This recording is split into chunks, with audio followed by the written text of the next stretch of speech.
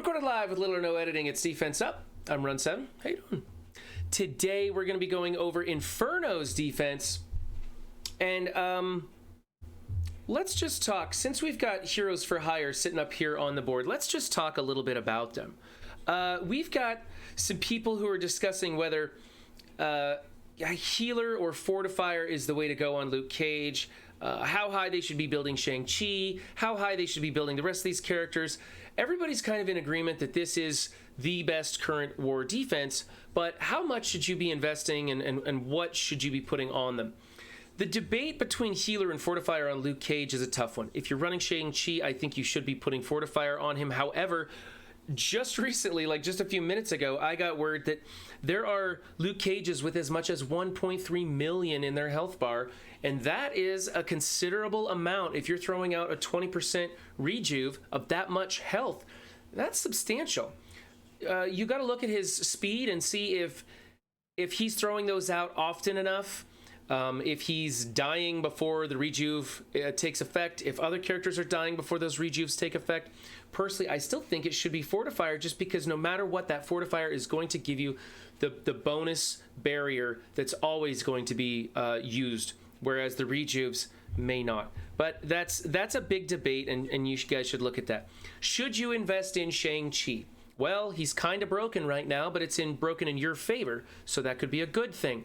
All of these characters that have been coming out have ridiculously broken kits, most of them broken in the wrong way. Deathpool has 4 things wrong with her kit, 3 of them on just her passive alone. Scopely's screwing up the text and scaring us with whether they're just going to do a text change and nerf the character, or if they're going to go back and fix it to give us what we actually paid for. I mean, if you paid money for these characters and you don't get what they're advertising, that's criminal in my opinion. So really, I don't think anybody should be spending money on these characters as they come out. Show Scopely that you are not interested in spending money on broken characters. Should you be investing and building Shang Chi? Yes. I think that you should go ahead and take him to Gear Tier 12 6664, because most of that stuff is going to be leftover junk. The only thing you're really spending on him that has value is the gold. Okay? And I think that putting him in on your defensive team for that amount of gold is probably worth it. Anything more than that and you're not getting any benefit, because war does not pay out enough to justify the expense of the investment. If you're building war defense characters or war defense teams out of characters that you're using elsewhere, then okay, you're getting some value out of them. But straight up war defense teams like Heroes for Hire, even though they're really good, are not worth investing in, because you'll spend more on the team than you will get out of wins and defensive victories. You're not earning anything for a defensive victory. I mean, wouldn't it be amazing if your team got a Gear 16 orb for a win and only maybe like 250 shards of a Gear 16 orb for a loss? And then wouldn't it be amazing if you got paid a blue ISO orb for a defensive victory? You think people might be spending money on defensive teams? You think people might care about war defense? I might actually be relevant on the internet. That would be pretty cool. Or people would just find a way to, scam the system and get more stuff for free without being competitive in war. I don't know. Anyway, don't build war defense teams like the Heroes for Hire unless you want to do it for funsies. If it's fun for you, then that's where you want to spend your time, your money, your resources. Go for it. That's okay. But this team is going to have a specific counter build for it aside from the Infinity Watch. There will be a team not too long that comes out that specifically dominates this. It will be a war offensive team that's designed to counter this, and people will spend money just to kick the crap out of the team that you spent money on. So just don't. Just don't. Okay. So we judge teams on 5 different criteria. It's who you're using, their placement, their power levels, their ISOs, and what kind of mood I'm in. It's Thursday. I'm in a pretty good mood. Maybe we'll get some good scores. Let's take a look at this Heroes for Hire team right here as it is. So we're looking at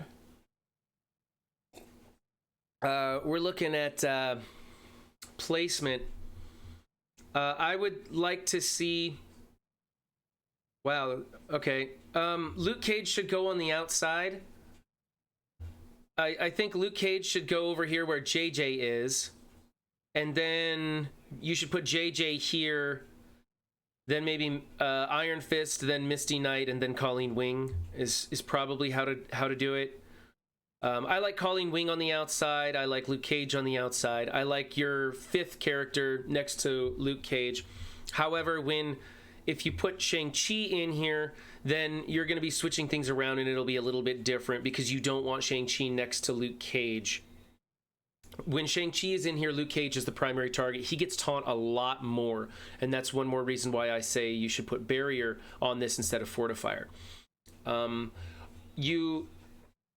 You got Skirmisher, Striker here. That's good. Healer on him. That's good. Striker on JJ. Is what it is. Whatever. She's pretty useless on this team. I like her as a Skirmisher myself because you've got 2 Strikers and only 1 Skirmisher placing vulnerables. So I would make her a Skirmisher personally. Give her that focus boost so that when she does that one move, she can actually clear things and stuff. All in all, it's not bad. You're not doing terrible here. This is kind of I mean, you're not over-investing in it for sure, and I think that's the best thing to do at this level. So I kind of like this. I'm going to give you a solid B+ on this team. My big thing is consider a placement change and consider putting Fortifier on Luke Cage. Whatever you do, don't spend the ISOs on this team until maybe war changes occur, and then you could consider going to ISO level 4 depending on the war buff bonuses. But wait till you get Shang-Chi in here. Wait till you get a good feel for how this team works. Wait till you understand how much you really want to invest and spend. Talk to your alliance leaders. See if your alliance is one that takes war really seriously, then you might want to start investing a little bit more. But we should actually have a good long talk about ISO level 4 and the war changes coming, but we'll see how that goes. Okay. So yeah, B+ on that. It's not bad. Don't overinvest in anything. Probably just keep it where it is. Maybe make some placement changes and that health to Fortifier. Okay, we've got She-Hulk and the Fantastic Four. This team actually kind of scales pretty well, and it can be deceptively strong. Like, I've seen this team hold against Black Orders, which is very unusual, and that's because of the way She-Hulk is built. When those bleeds get splashed onto the team, she takes everything off and throws it back at Thanos or whoever, and it's actually really effective at keeping this team alive. But you have to make a major investment in She-Hulk, and She-Hulk is not a good character. She is only good in war defense on this team at high levels. That's a pretty specific little niche to be throwing lots of resources at. So I'm actually going to take her all the way up and max her out. I have 7 red stars on her, and I just want to build a trolley defense. So I'm doing it just for funsies. But I don't recommend anybody else doing that sort of thing. Put Fortifier on her though. She's a tank that you could definitely benefit from Fortifier. You've got Striker and Striker here. You should have Skirmisher and Skirmisher here. So change Invisible Woman to a Skirmisher rather than a healer. She doesn't have much actual active healing properties. That's kind of a waste right there. Definitely go Skirmisher on her. The point is to have 2 Skirmishers and 2 Strikers because there's a lot of assists happening from Mr. Fantastic, so you get the triple hit combos with those assists that go on. Placement looks okay. You might consider swapping the Thing and Johnny. Johnny's pretty squishy, and you don't want that splash damage coming off of She-Hulk.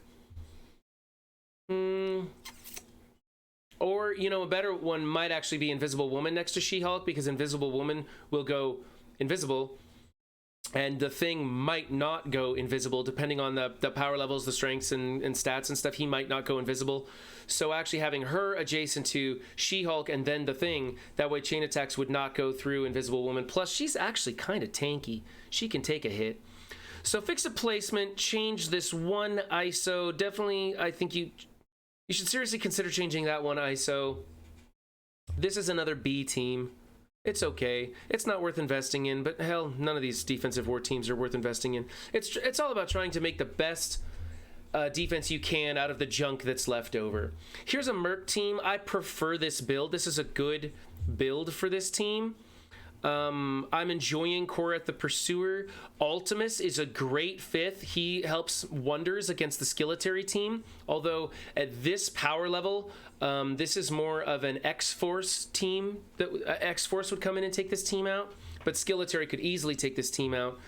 The Mercs scale really well. It's still, if you want to invest in a defense, this is still a good defense to invest in, especially at mid-game levels.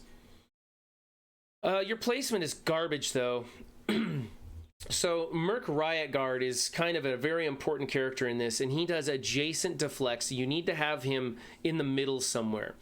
Also, this guy does healing stuff when people adjacent to him are attacked. So you want him to be adjacent to Merc Riot Guard like you are, and you want to make sure that there's somebody else adjacent to him and somebody adjacent to Merc Riot Guard. So I'm thinking it should go something like Taskmaster, Merc Lieutenant, Merc Riot Guard, and then maybe Bullseye, and then Korath the Pursuer. Probably should be your order. You have Skirmisher on Taskmaster. Thank you for doing that correctly. You have Healer on both of these. That's okay. I prefer making these guys strikers. Merc Lieutenant as a healer is probably the way to go if you're not going to run the Shuri variant. With Shuri on the team, they've got enough healing, you go ahead and make him a striker. But without Shuri, yeah, go ahead, leave him as a healer. But you should probably make him a striker. I know he only attacks every other turn. But maximizing the damage output of your Taskmaster is a really good thing to do. I like that your power levels are all pretty level. Definitely need to put a little more juice in a Merc Lieutenant. He's the squishiest of the characters, and you want to make sure that he is not going below 50% when the X-Force team comes in here. If you see that you're losing to Skilletary teams a lot, then build up your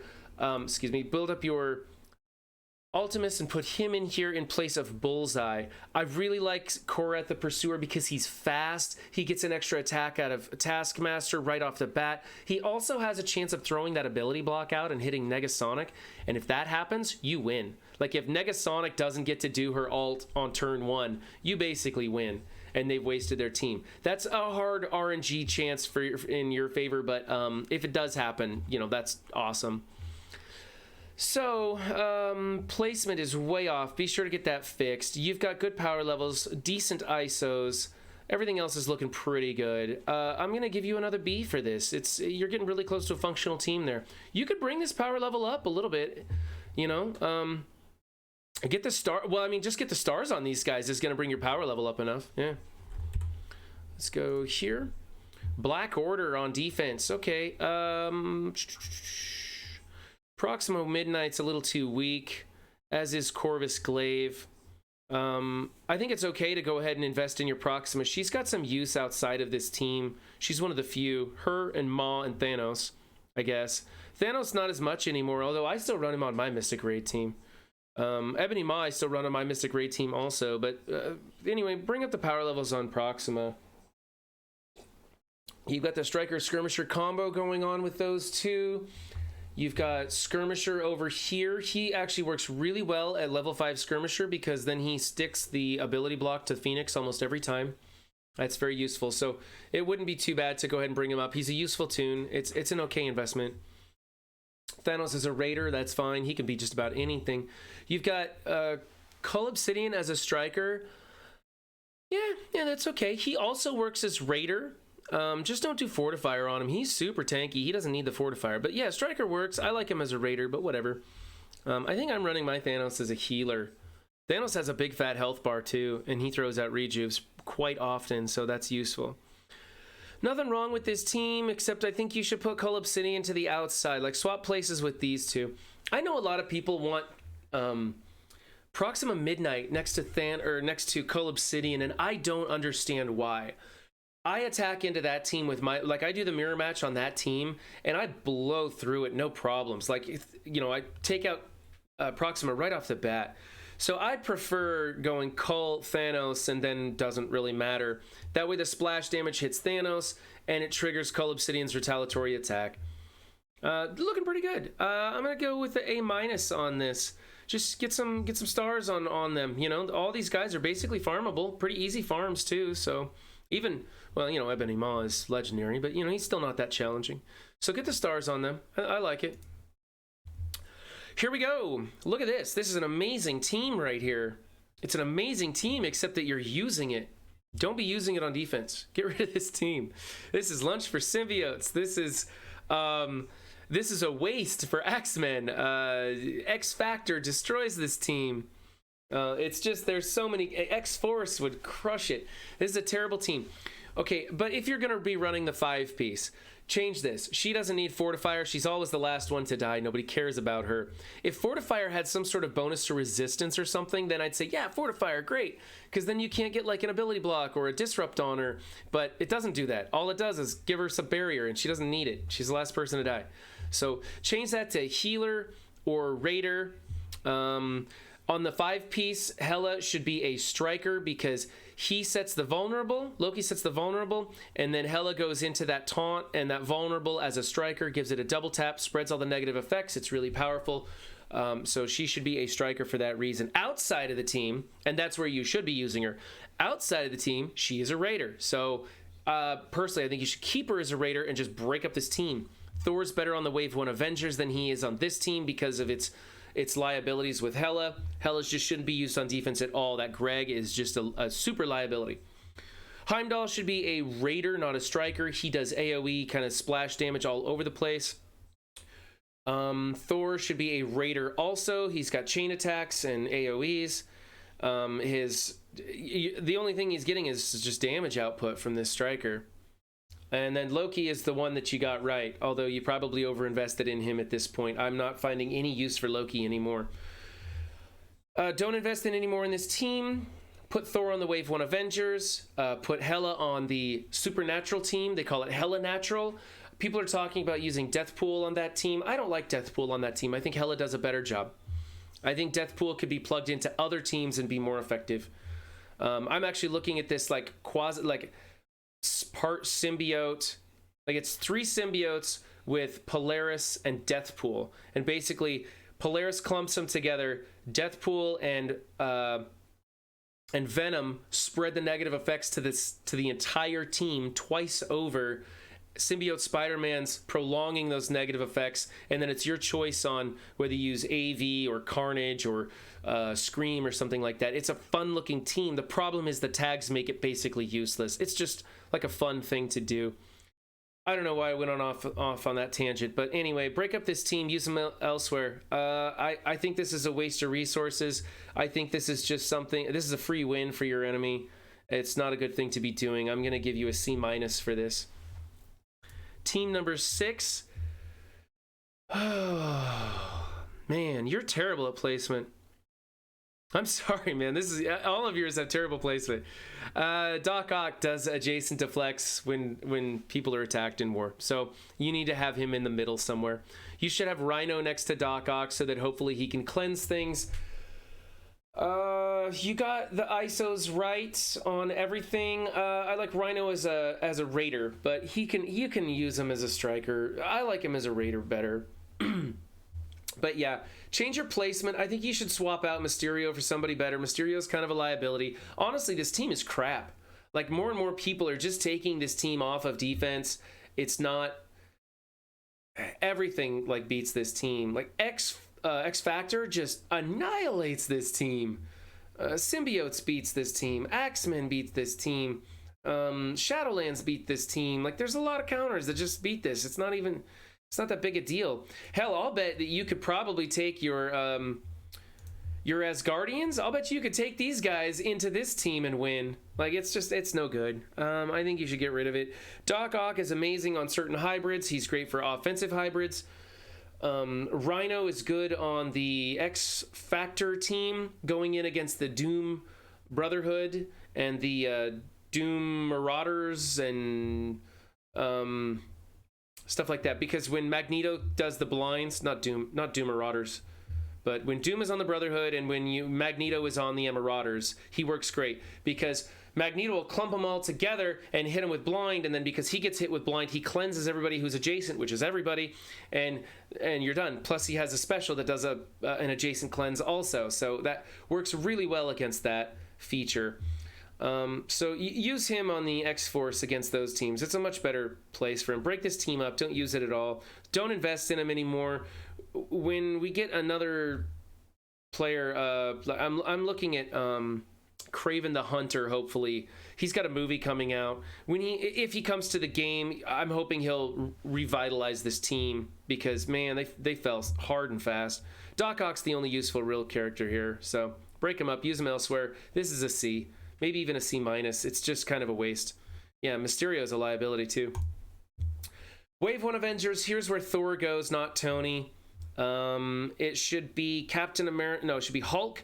Wait, Captain America, then Hulk, or Hulk? I don't know. Leave in the comments which way it goes, whether it's Captain America to the outside or Hulk. But anyway, it's those two. So let's say Captain America, then Hulk.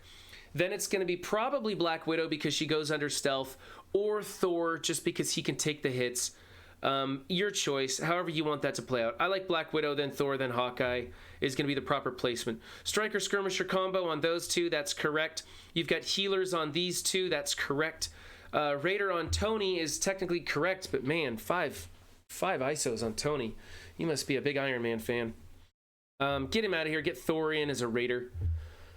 So fix your placement, change your lineup, bring up the power level of Hulk, and probably Thor too when you put him on. I mean, that's going to be, man, with Hulk up to par, like if you get Hulk up to 100k and Thor up to 100k, this is going to be a great team. That'll be a real powerful defense. They are on the downward trend. So again, it's one of those things. Invest in it for fun. Don't invest in it for profit because it won't pay out. But that would be pretty effective. Is just running that straight wave 1 with Thor. So I don't like this person. I don't like your placement. Your ISOs are fine. I'm going to give you a B minus for this. And team number 8, Emmarauders. Yeah, change your placement. So you need Strife to the outside. It should go Strife, probably Emma, and then it doesn't matter. I don't like Mystique next to Strife because she has an evade and the splash damage can knock that evade away. I like her giving the evade to Sinister and him spreading it to the rest of the team. So change your placement, put Barrier or Fortifier on Strife. He works super well with that mechanic. Sabretooth should be a Raider. She should be a Skirmisher or a Striker. And then these two are healers. So change those ISOs. Bring up your power level on Strife if you're serious about this team. He's kind of the linchpin. You want him to hopefully resist the disrupt from the Shadowlands, and then he can really screw things up for the Shadowlands. But otherwise, Shadowlands pretty much rolls. If that disrupt lands, Shadowlands pretty much blows this team away. The team is on the downward trend. A better 4th and 5th would be Magneto and Doom in here. Alternatively, you could use Minerva in here to help against those X-Factor teams. Sorry, we got too many X teams. It's just getting nuts. Minerva's great because she feeds off of the dupes that die from the X-Factor team. But ultimately, we're looking more and more at just breaking this team up. Using Hela on a hybrid offensive team for people who don't yet have Shang Chi. Yeah, this was a formidable defense for a very long time. So we'll see. You know, she doesn't have the Marauder tag, and there's a chance that we could get a 5th Marauder and revitalize this team and be using Hela elsewhere. I mean, that would be interesting, but that's a pipe dream. We'll see. My advice to you is probably just break up the team altogether. Use them on offense. For our alliance, for sure. Just go hard on offense and forget about defense. Just let it slide. But if you want to run that team, yeah, change your placement. Put this ISO to Fortifiers. Swap these ISOs. And then you'd have a pretty decent team. I think you should swap out the characters altogether. Yeah, this has been Inferno's defense review. If you like what you saw, like and subscribe, usual stuff. And be sure to check the link in the description below for my Discord link. Come over there, give us a holler, send me some pics of your defense if you want to be featured on Defense Up. I love doing these. This is fun for me. And sometimes it's a scramble sometimes to find these defenses last minute. So, thanks for joining us. Remember, don't just have a good game. Be good to yourself and everyone else, too. Thanks. Bye.